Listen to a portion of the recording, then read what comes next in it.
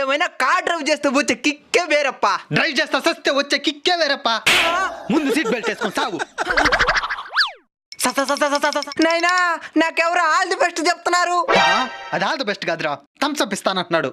ఆపు తీసుకుందాం. లిఫ్ట్ ఇవ్వండి సార్. థమ్స్ అప్ కాదా? కాదు సార్, నా భార్య హాస్పిటల్ ఉంది సార్, అర్జెంట్ సార్. సరే సరే ఎక్కు. అవును, మీ భార్య హాస్పిటల్ ఎందుకుంది? నా భార్య నర్సు కదా. మీ అబ్బాయా? ఏం పని చేస్తాడో? పనికి మాలి పనులు అన్ని చేస్తాడు. ఇంతకీ నువ్వేం పని చేస్తావో? ఇంటి దగ్గరే ఉండి డబ్బులు సంపాదిస్తా ఉంటాను. అదేటా?